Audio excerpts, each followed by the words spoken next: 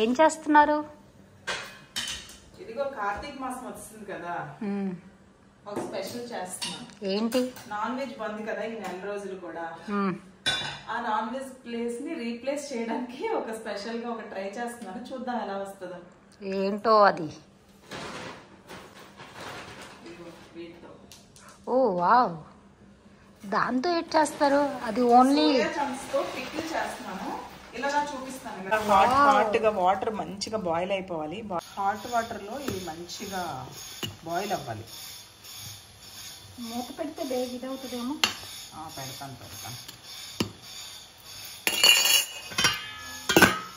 కార్తీక మాసంలో non veg తినని వాళ్ళకి ఇది చాలా బెస్ట్ ఆప్షన్. అలాగే ఇందులో అయితే వెల్లుల్లిపై నేను యూజ్ చేస్తున్నాను, అల్లం వెల్లుల్లి పేస్ట్లో.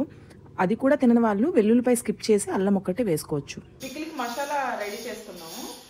మసాలా దినుసులన్నీ వేసుకొని డ్రై రోస్ట్ చేసుకోవాలి. దానికోసం మనం ముందుగా ఆవాలు, జీలకర్ర, అలాగే 4 లవంగాలు, చెక్క ముక్క వేసుకోవాలి. ధనియాలు, ఇంకా కొంచెం మెంతులు వేసుకొని డ్రై రోస్ట్ చేసుకోవాలి. కొంచెం మంచి ఫ్లేవర్ వచ్చిన వరకు వేయించుకోవాలి. మాడిపోకుండా చూసుకోండి.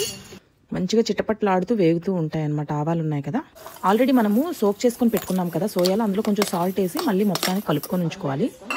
ఇప్పుడు ఇవి బాగా నానిపోయి కదా, వీటిని గట్టిగా పిండుకొని వాటర్ అంతా తీసేయాలన్నమాట.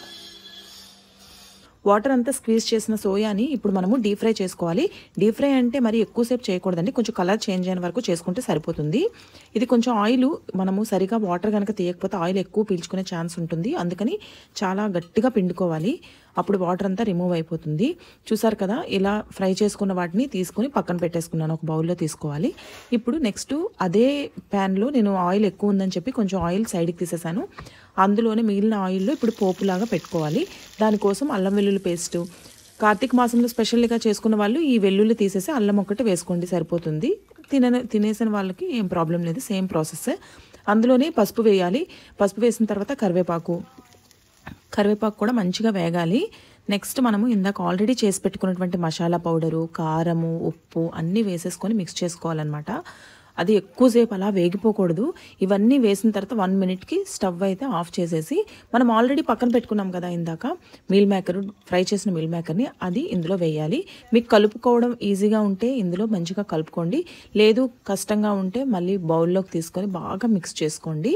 మిక్స్ చేసుకున్న తర్వాత ఫైనల్గా అది కొంచెం చల్లారిన తర్వాత నిమ్మరసం పిండుకోవాలి. కొంచెం అంటే కొంచెం వేడి తక్కువ ఉన్నప్పుడు నిమ్మరసం పిండుకోండి.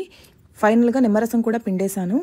అయిపోయింది పికిల్. అయితే నాన్ వెజ్ కన్నా 100 రెట్లు బెటర్ అనిపిస్తుంది నాకు. ఇప్పుడు నేను పిల్లలకి పెడతాను, చూడండి వాళ్ళు ఏం చెప్తారు అనేది. నెక్స్ట్ ఇంకొక విషయం చెప్పడం మర్చిపోయాను. నార్మల్గా పికిల్స్కి మనం ఎక్కువ ఆయిల్ వేయాలి అని అనుకుంటాం కదా, కానీ ఈ పికిల్కి వేయాలి. నార్మల్గా పికిల్ అంటేనే ఆయిల్ పడుతుంది, కానీ ఇది మనం ఫ్రై చేసేటప్పుడు ఆయిల్ కొంచెం పీల్చుకుంటుంది అనమాట. ఎంత మనం వాటర్ తక్కువ పిండుకున్నా సరే కొంచెం పీల్చుకుంటుంది. ఇంకా వేయాలని మాత్రం ఎక్కువ ఆయిల్ యూజ్ చేయొద్దు. చాలా బాగుంటుంది అందులో ఉన్న ఆయిల్తోనే మనం రైస్లో కలుపుకునేటప్పుడు. పిల్లలకైతే సూపర్గా నచ్చిందండి. వాళ్ళు డైరెక్ట్గా కూడా తినేస్తున్నారు, రైస్లోకి కాకుండా. ఇది స్నాక్ లాగా తినడానికి కూడా చాలా బాగుంది, పీస్గా.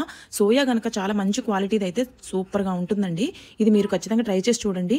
Thank you for watching. Please like, share and subscribe my channel. యాక్చువల్గా సోయా పికిల్ చేస్తుంటే ఐడియా వచ్చి సోయా బోర్తా చేశాను. అది నా షార్ట్ వీడియోలో ఉంటుంది, చూడలేని వాళ్ళు అందులో షార్ట్ వీడియోలో చూసేయండి. సోయా బోర్తా కూడా చాలా అంటే చాలా బాగుంది. మా పిల్లలకైతే బెస్ట్ ఫేవరెట్గా వెజిటేరియన్లో సోయా అనమాట. ఇంకా ఇలా స్పెషల్స్ చేసేసరికి చాలా ఇష్టంగా అయితే తిన్నారు. మంచి హై రిచ్ ప్రోటీన్ కూడా ఉంటుంది కదా, మీరు కూడా ట్రై చేయండి.